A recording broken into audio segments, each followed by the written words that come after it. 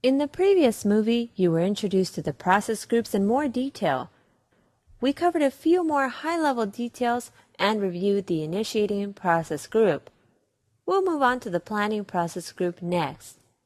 By the way, as a side note, you can find this introductory information of the process groups within the PMBOK guide. If you're using the 4th edition, turn to page 37, which is the start of Chapter 3.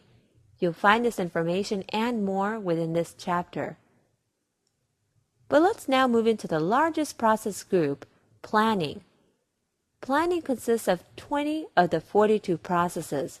Its purpose is to define the project objectives and to develop the course of action required to attain those objectives. The planning process group is where the project management plan is created, which consists of several subsidiary plans and component plans. Let's take a look at the 20 processes.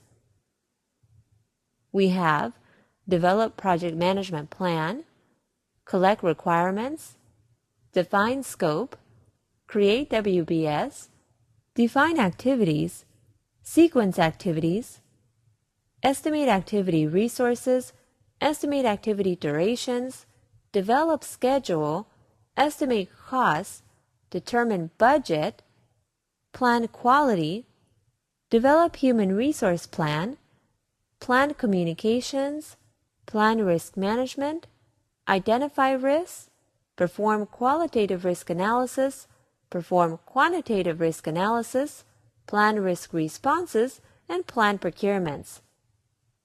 Notice that they're laid out in front of you by knowledge area, and by that, I'm referring to the subject that connects them.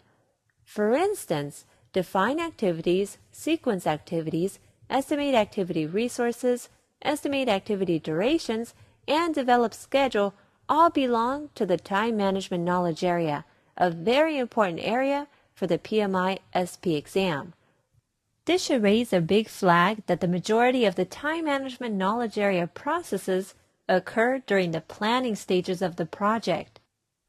There are so many processes that make up planning that I won't be able to go into them in too great of detail, but I will run through the purpose of each so that you have an idea and a refresher on what each sets out to achieve.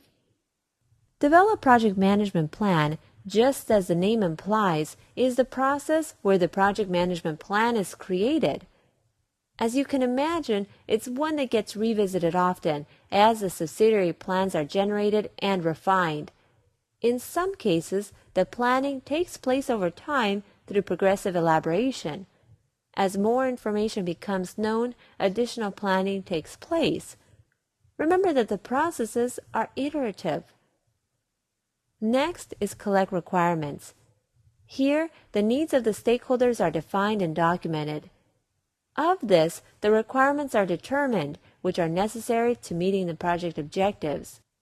Carefully and thoroughly identifying these requirements is important to making sure that the project goals and expectations are well understood, else it will come back to haunt you later on within the project.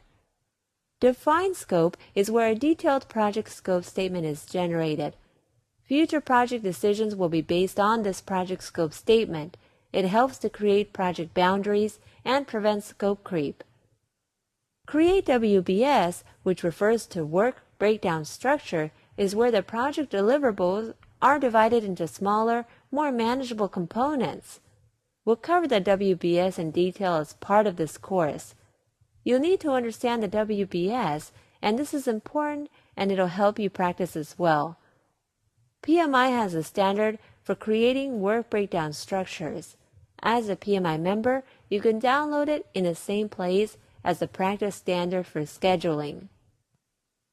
Next, we have define activities. This is one of the important processes to this course since it relates directly to scheduling.